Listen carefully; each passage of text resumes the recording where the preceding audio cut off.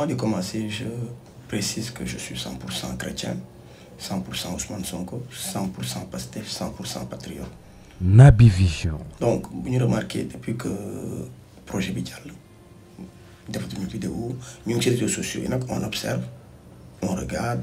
on commande, parce que c'est une demande d'information, on suit les patriotes, on suit le projet, on suit tout ce qui se passe dans les réseaux sociaux. Mais là, j'estime que c'est un devoir pour tout le monde, à nous finir de donner son point de vue, surtout par rapport à la situation de Bi, c'est par rapport à la polémique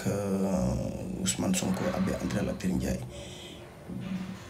Nous disons que nous sommes tout à fait que dès que tu le n'es, di ci gis lu nekk di ci lire lu nekk bon man nag man damay joxe sama point de vue par rapport lu si nekk léegi sama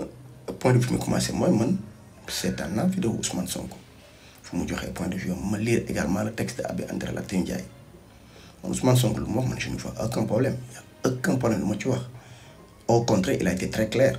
te ñëpp war ko saluer lu mu wax mooy dootuñu fi exclure kenn ci benn établissement scolaire parce que da nga dem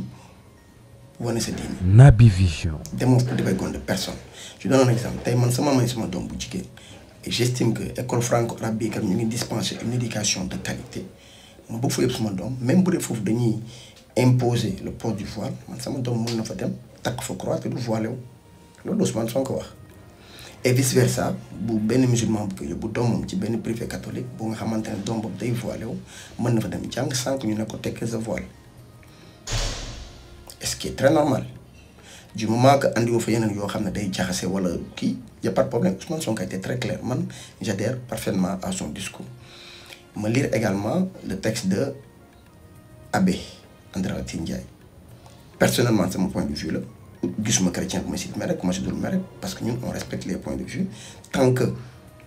ñu ngi ko teg ci respect ak courtoisie ma gëm ne man il a appuyé sur les mots il aurait pu être beaucoup plus mënoon na édulcorer ce discours texte bi en tout cas mu am ay passages yu bari yu ma ci d'accord te man sama point de vue la mais également mën nga bu ñu fàtte ne kilifa diine la là on est en train de toucher à la foi des gens mën nga marquer ses désaccords par rapport ak kilifa diine mais dafa am nu nga koy waxee dafa am nu nga koy waxee mais nu ñu koy waxee dans les réseaux sociaux et la plupart du temps c'est très insultant man commentaire yi sax mën naa ko jàllale mais c'est des gens yoo xamante ne ñu sës Ousmane Sonko. Naby Vision. mais ñoo def ces commentaires là ñoo def ces posts par nag di attiser les commentaires di nangu les commentaires insultants yi gars yi def ñu koy liker wala di ci répondre mais di ci ça j'ai pas aimé. Ça, j'ai pas aimé. C'est un point de vue. Je donne l'exemple seulement de Falla Fleur que je respectais beaucoup. Mais je suis en total désaccord avec elle. Ces commentaires-là, mais tu limites les gens, tu leur dis, écoutez, c'est un point de vue, mais évitons les insultes, évitons le truc. Tellement qu'il y a préciser quoi. On ne peut pas être d'accord avec Béni Clifodine parce que n'oublie pas que nous sommes comme nous. Avec André Latyr Ndiaye, nous sommes Ousmane Sonko, nous sommes. C'est un Clifodine et nous sommes. Président Diomaye Faye, nous sommes. Ñu ma def ay erreur peut-être que ñoom am na fu ñu jàngee am na lu ñu xam peut-être que lu ñëpp xamul ba tax na bu ñuy wax ak ñoom dañuy am nuñ koy waxee même bu dee dafa da nga jàpp ne dafa juum te am na koy waxee ñun tey ba combat bi gën a métti am na kilifa diine musulman yoo xam ne am na ñu génn wax dara Ousmane Sonko am ñoo xam ne jëluñu position yenn patriotes musulmans yi mu métti leen ñun chrétiens tam mu métti ñu. Mais dans ce commentaire, voilà, ben post tu vas voir un non chrétien, def commentaire, voir qu'il faut dire musulman. Parce qu'on estime qu'on a des amis et là on est en train de toucher à la foi. C'est pas à nous de le faire. Dans une barre, il y a mener ce combat-là, il y a un voir qu'il faut dire. Naby Vision. On attendait surtout de courtoisie par rapport à vous. Même si Abel fait ben post mais par courtoisie, c'est désaccord, mais dans le plus grand respect, il y a des chrétiens patriotes comme il y a au même niveau, c'est même plus. Ils viennent de lire, ils viennent de déglu. Peut-être ils sont en désaccord avec ce qu'a dit peut-être. Mais le simple fait de commenter, ce commentaire insultant, et finalement, on va entrer dans une guerre des propos, des mots. Et quand vous faites habituer, et c'est pas bon. Le projet n'a pas besoin de ça. Le projet n'a que 4 mois. Le projet n'a pas besoin de ça. Je suis sûr et certain qu'Ousmane Sonko respecte kilifa diine kat respect bu nga xamante ni tout sax xaar ñoom ñu koy laaj audience mun na déplacer dalom dem et ils vont s'expliquer ils vont trouver un terrain d'entente bu ko kilifa diine noonu tey monsieur Sonko on a besoin de vous est-ce que mën nga ñu waxtaan par rapport à telle situation dina sol dalom moom personnellement dem fekk leen par respect bu mu am ci ñoom ñu xam ne nitu respect nitu waxtu ñu topp ko amul dara lu ñu mën a génne ci Ousmane Sonko impossible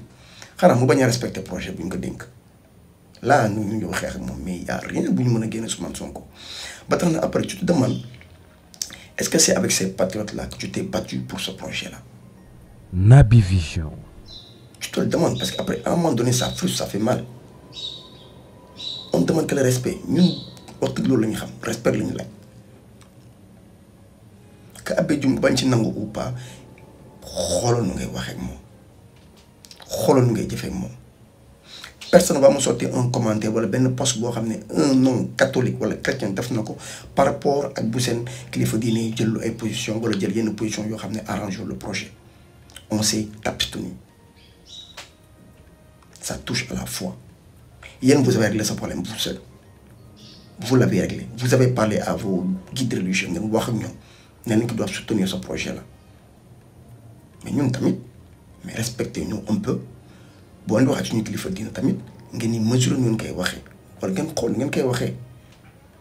il faut que ce soit warul insultant warul c'est pas normal nu ngay waxee ak Bougaz nu ngay waxee ak Madji de ñoom Cheikh Iris Seck du noonu nga war a waxee ak Abbé André Latyr Ndiaye c'est pas possible c'est pas même bu dee da nga estimer ne que jum na ci lu muy commandé daa am nu ngay waxee ak moom foog nga woddu ko là on n'est plus dans la politique. Combat politique, combat bi c'est autre chose. Là, on touche, je répète encore, et plusieurs fois même, c'est la foi des gens qu'on est en train de toucher. Naby Vision. C'est peut-être pas la position de l'Église. C'est peut-être pas la position de l'Église. Abbé André Latyr Ndiaye n'est qu'un citoyen sénégalais, en droit, son avis, son point de vue. Mais il les chrétiens, mais propos insultants, mais jox ay commentaires mais c'est pas bien ou attiser les commentaires haineux les commentaires insultants ñu attiser ko en plus c'est pas bien on est en train de jeter ce projet en pâture ceci ñeneen ñi yeneen kay mën nañu ko récupérer def ko un combat politique récupérer ko mais ils vont réussir à nous diviser ils vont réussir xam nga tourner le dos à Ousmane Sonko on est des chrétiens on s'est battu quand il le fallait bokk ci combattant de la première heure ba mu rey xeet dañoo xeex joxe suñu bakkan joxe suñu alal joxe tout comme yéen ngeen defee la même chose dañoo former un bloc xeex ko ce projet est passé laissons le projet continuer bu ñu yàq projet bi c'est pas le moment bon en tout cas man c'était mon point de vue par rapport à la situation bi di wax gars yi revenons à la raison sachons raison garder di éviter di déborder quand il s'agit de sujets très très sensibles comme nu ñuy bañee sujet de sécurité nationale ñeen di ci wax wala du ci aborder ñu leen di créer ay problèmes là également c'est un sujet de cohésion nationale boo xam dañ ko war a préserver donc évitons di déborder ci commentaires yi yenn kii insultants yi en tout cas évitons. Naby Vision. C'était mon point de vue.